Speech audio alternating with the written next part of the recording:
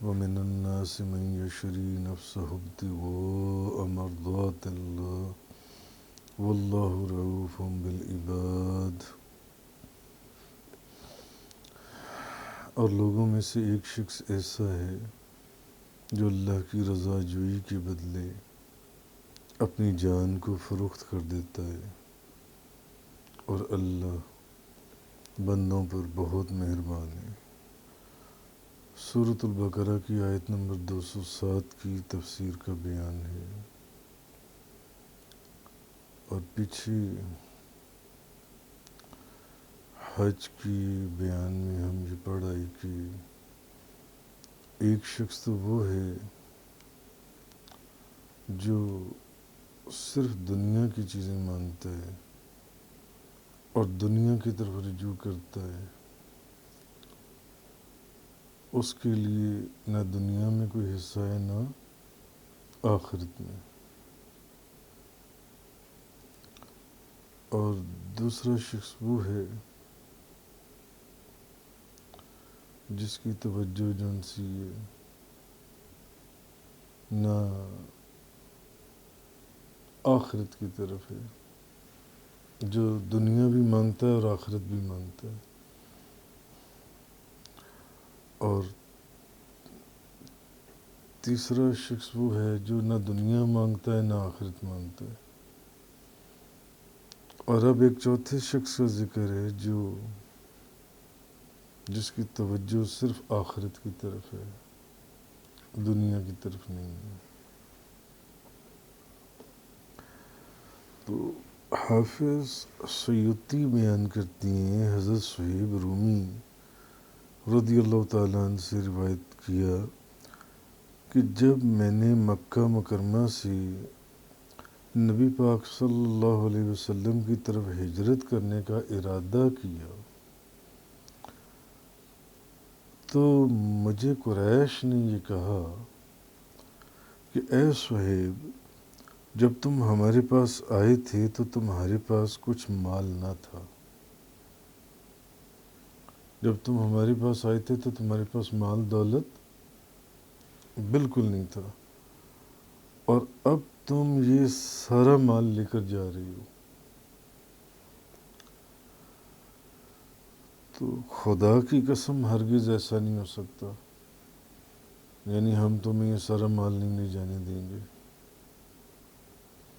تو میں نے ان سے کہا کہ یہ بتاؤ کہ اگر میں اپنا سارا مال تمہیں دے دوں تو پھر تم مجھے جانے دو گے؟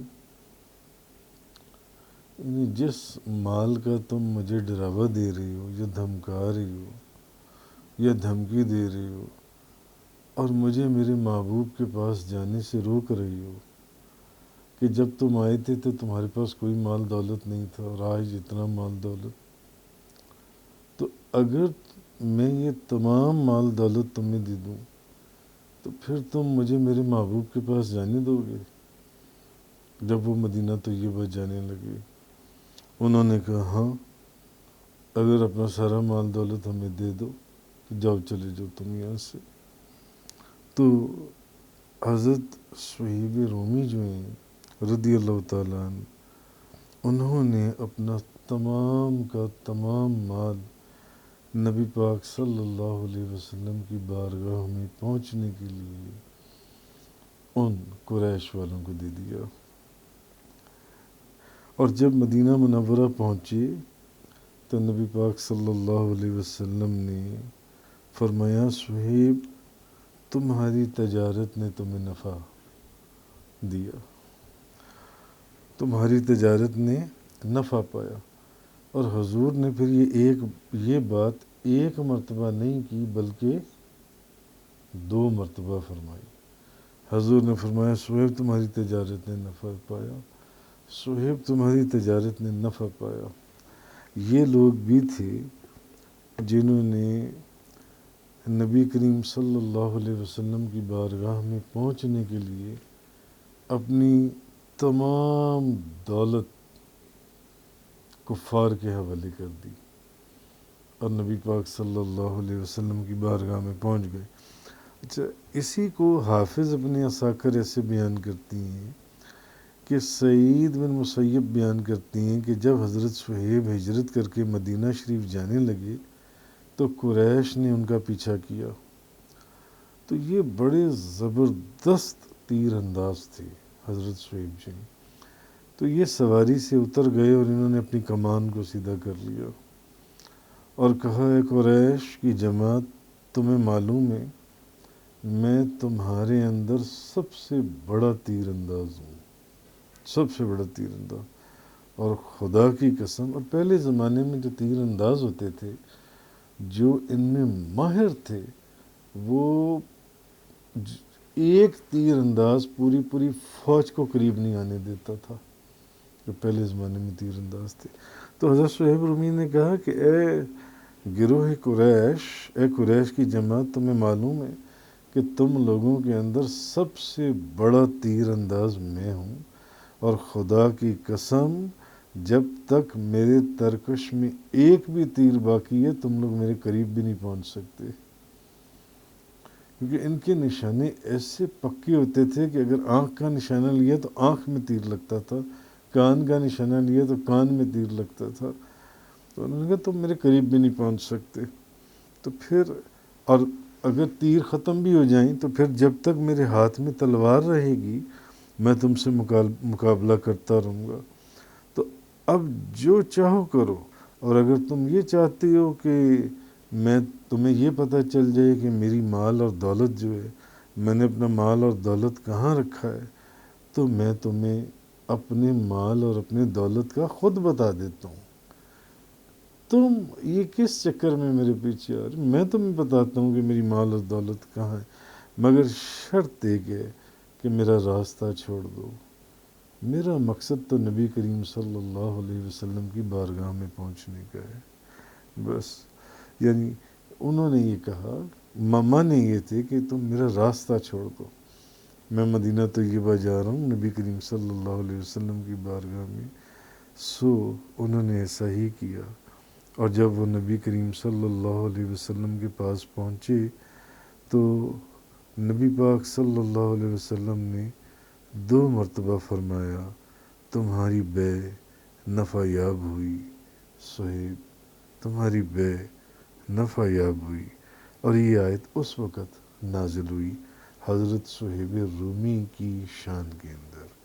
یہ قرآن کی آیت ان کے لیے نازل ہوئی، اور لوگوں میں سے ایک شخص ہے جو اللہ کی رضا جوئی کے بدلے میں اپنی جان تک فروخت کر دیتا ہے. وَمِنَ النَّاسِ مَن يَشْرِي نَفْسَهُ ابْتِغَاءَ مَرْضَاتِ اللَّهِ وَاللَّهُ رَءُوفٌ بِالْعِبَادِ. لوگوں میں سے ایک شخص ایسا ہے جو اللہ کی رضا کے بدلے میں اپنی جان کو فروخت کر دیتا ہے. اللہ بندوں پر بہت مہربان ہے، یعنی کہ اپنا سارا مال دولت ان کے حوالے کر دیتا ہے. کیوں؟ اس کی توجہ نہ دنیا کی طرف ہے، نہ صرف دنیا اور آخرت کی طرف ہے، اور نہ یہ کہ دنیا اور نہ اس کی توجہ صرف اور صرف اللہ کی رضا کے لیے ہے کہ بس نبی کریم صلی اللہ علیہ وسلم کی بارگاہ میں. اور ایک اور روایت کے اندر ہے، اکرمہ بیان کرتی ہیں کہ یہ آیت جو ہے حضرت صہیب بن سنان اور حضرت ابو ذر غفاری جندب بن سخن رضی اللہ تعالی عنہما کے متعلق نازل ہوئی. حضرت ابو ذر کو ان کے گھر والوں نے پکڑ لیا تھا، وہ ان کی گرفت سے نکل کر بھاگے اور نبی کریم صلی اللہ علیہ وسلم کے پاس پہنچ گئے. اور حضرت صہیب کو مشرکین مکہ نے پکڑ لیا تھا، وہ فدیے میں ان کو اپنا مال دے کر ہجرت کے لیے چل پڑے. انہوں نے آدھا مال تو دے دیا جن لوگوں نے ان کو پکڑا تھا کہ مجھے مدینہ طیبہ جانے دو، مگر آدھا مال دے کر جب آدھا راستہ طے کیا تو راستے میں کچھ اور لوگوں نے پکڑ لیا، تو اپنا باقی آدھا مال انہوں نے ان کو دے دیا، اور وہ اس کو نبی پاک صلی اللہ علیہ وسلم کی بارگاہ میں مدینہ منورہ میں پہنچ گئے. تو کہنے کی بات ہے کہ نبی کریم صلی اللہ علیہ وسلم کی بارگاہ اقدس کے اندر آپ کے قدمین شریفین میں صرف پہنچنے کے لیے اور حضور کی مرضی مبارک اور حضور کی رضا کے لیے حضرت ابو بکر صدیق نے تو اپنا تمام مال حضور کے قدموں پہ سے نچھاور کیا ہی کیا، مگر اور بھی بہت صحابہ کرام تھے جنہوں نے حضور کے اوپر سے اپنا تمام جان اور مال دونوں چیزیں نچھاور کر دیں۔ اسی طرح ایک اور روایت میں ربیع بیان کرتی ہیں کہ مکہ مکرمہ میں سے ایک شخص مسلمان ہوا، وہ ہجرت کر کے نبی پاک صلی اللہ علیہ وسلم کے پاس جب جانے لگا تو اس کو مشرکین نے پکڑ لیا تو انہوں نے کہا میں تم کو اپنا گھر اور مال اور دولت سارا کچھ دے دیتا ہوں، تم مجھے نبی کریم صلی اللہ علیہ وسلم کے پاس جانے دو۔ پھر وہ اپنا سب کچھ دے کر مدینہ منورہ پہنچ گئے تو راستے میں حضرت عمر رضی اللہ تعالیٰ عنہ سے ملاقات ہوئی۔ انہوں نے کہا تمہاری بے نفع بخش ہے، اس میں کوئی گھاٹا نہیں ہے۔ تو انہوں نے پوچھا کیسی بے؟ کہا تمہارے ہی تو متعلق یہ آیت نازل ہوئی ہے، وَمِنَ النَّاسِ مَن یشری نَفْسَهُ ابتغاء مرضات اللہ واللہ رؤوف بالعباد۔ اور ایک اور روایت میں علامہ آلوسی بیان کرتی ہیں کہ یہ آیت جو سی ہے حضرت زبیر بن عوام اور حضرت مقداد بن اسود کے متعلق نازل ہوئی ہے یہ آیت۔ تو لیکن زیادہ حضرت صہیب رومی کی طرف علماء نے اشارہ کیا ہے کہ اہل مکہ نے حضرت خبیب کو سولی پر لٹکا دیا تھا تو نبی کریم صلی اللہ علیہ وسلم نے فرمایا جو ان کو سولی پر سے اتارے گا اس کے لیے جنت ہے۔ تو حضرت زبیر نے کہا کہ میں اور میرا ساتھی مقداد اتاریں گے، تو یہ ان کے لیے یہ آیت جو ہے یہ نازل ہوئی ہے، روح المعانی کے اندر ہے۔ تو اصل چیز یہ ہے، یہ آیت حضرت صہیب رومی کے لیے نازل ہوئی، یہ آیت حضرت ابو ذر غفاری کے لیے نازل ہوئی۔ ایک روایت میں ہے کہ یہ آیت حضرت مقداد بن اسود اور حضرت زبیر بن عوام کے لیے نازل ہوئی۔ ایک روایت میں ہے ایک شخص جو مسلمان ہوا تھا اس کے لیے یہ آیت نازل ہوئی۔ تو اگر اس کو عموم میں لیا جائے تو یہ آیت ہر اس شخص کے لیے نازل ہوئی جو شخص بھی نبی کریم صلی اللہ علیہ وسلم کے لیے جس نے میں اپنا جان اور مال سارا کچھ نبی پاک صلی اللہ علیہ وسلم کے اوپر سے قربان کر دیا اور حضور کے قدموں میں پہنچنے کے لیے اور نیکی کے کاموں میں حصہ لینے کے لیے اس نے یہ سارا کچھ۔ یا ایھا الذین آمنوا ادخلوا فی السلم کافۃ ولا تتبعوا خطوات الشیطان انہ لکم عدو مبین۔ اے ایمان والو اسلام میں پورے داخل ہو جاؤ اور شیطان کے قدم بقدم نہ چلو، بے شک وہ تمہارا کھلا دشمن ہے۔ اے ایمان والو اسلام میں پورے کے پورے داخل ہو جاؤ۔ یا ایھا الذین آمنوا ادخلوا فی السلم کافۃ، پورے کے پورے داخل ہو جاؤ۔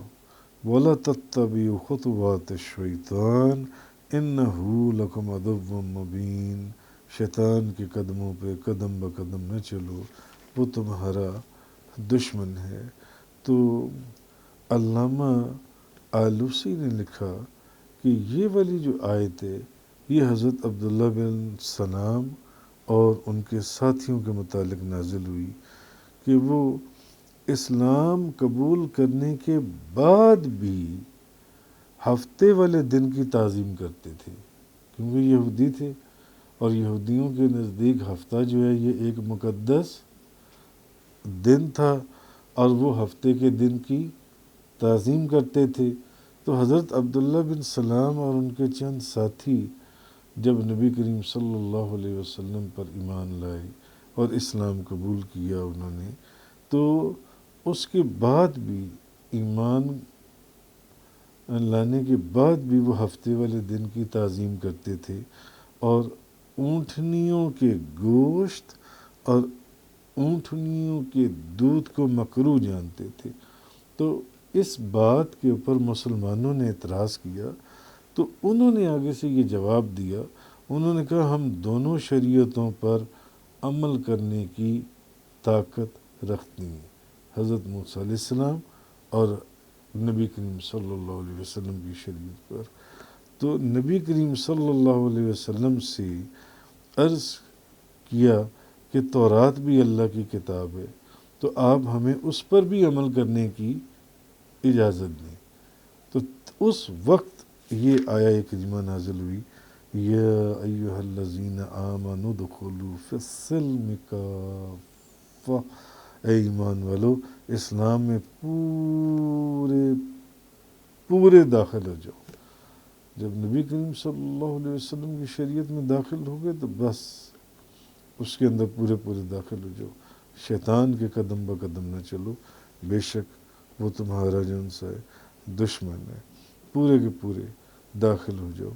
تو اس آیت سے یہ معلوم ہوا کہ دین اسلام کے ساتھ کسی اور دین اور شریعت کی رعایت جائز نہیں ہے، یا موافقت جائز نہیں ہے اسلام کے ساتھ، دین اسلام کے ساتھ۔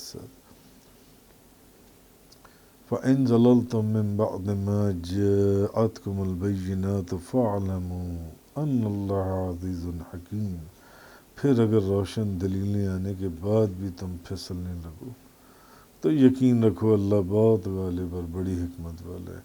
روشن دلیلیں قرآن آ گیا تمہارے پاس، نبی کریم صلی اللہ علیہ وسلم کی ذات مبارکہ آ گئی تمہارے پاس، اس سے بڑی روشن دلیلیں اور کیا ہیں؟ تو اس کے بعد بھی اگر تم پھسلو تو پھر اللہ ہی غالب ہے اور اللہ بہت حکمت والا ہے۔ هل ينظرون إلا أن يأتيهم الله في ظلل من الغمام والملائكة وقضي الأمر وإلى الله ترجع الأمور، وہ صرف اس کا انتظار کر رہی ہیں کہ اللہ بادلوں کے سائبان جو ہیں اللہ اس کے اندر ان کے پاس آ جائے، اور فرشتے جو ان سے ہیں وہ ان کے پاس اتر آئیں اور کام تمام ہو جائے، اور اللہ ہی کی طرف تمام امور لوٹائی جاتی ہیں۔ یعنی اللہ کے آنے کا مطلب یہ ہے کہ اللہ آ جائے ان کے پاس، کہ اللہ تو بادلوں کے اوپر بیٹھ کر نہیں نہ آئے گا ان کے پاس، مطلب یہ ہے کہ کیا وہ صرف اس چیز کا انتظار کر رہے ہیں کہ اللہ کا عذاب بادلوں کے سائبانوں کی طرح اور عذاب کے فرشتے ان کے پاس آ جائیں اور کام تمام ہو جائے اور اللہ ہی کی طرف تمام امور لوٹائی جاتی ہیں، تو وہ اللہ کے عذاب کے آنے کا انتظار کر رہی ہیں۔ اس کے بعد فرمایا کہ اللہ کا عذاب ان کے پاس بادلوں کے سائبانوں میں آ جائے۔ اللہ تعالیٰ نے بادلوں اور سائبانوں کے ساتھ عذاب کو تشبیہ دی ہے، ان بادلوں کے سائبانوں کے ساتھ اور بادلوں کے ساتھ اللہ نے عذاب کو تشبیہ دی ہے، اور ایک اللہ نے تصویر کشی کی ہے، ایک مثال سمجھائی ہے، کیونکہ جب ایک اندھیرا ہوتا ہے اور گہرے بادل ہوتے ہیں اور گرج اور چمک کے ساتھ بادلوں کی گرجنے کی آوازیں آ رہی ہوتی ہیں، تو اس سے ایک خوف اور دہشت معلوم ہوتی ہے، تو وہ اللہ نے ایک مثال دی ہے کہ هل ينظرون الا ان يأتيهم الله في ظلل من الغمام، وہ صرف اس کا انتظار کر رہے ہیں کہ اللہ کا عذاب بادلوں کے سائبانوں میں آ جائے، والملائکۃ وقضی الامر، اور فرشتے ان کے پاس آ جائیں اور کام تمام ہو جائے، وإلی اللہ ترجع الامور، اور اللہ ہی کی طرف تمام امور لوٹائی جاتی ہیں۔ تفسیر قرآن کا یہ لیکچر انگلش میں سننے کے لیے براہ کرم ڈسکرپشن میں موجود لنک پر کلک کریں۔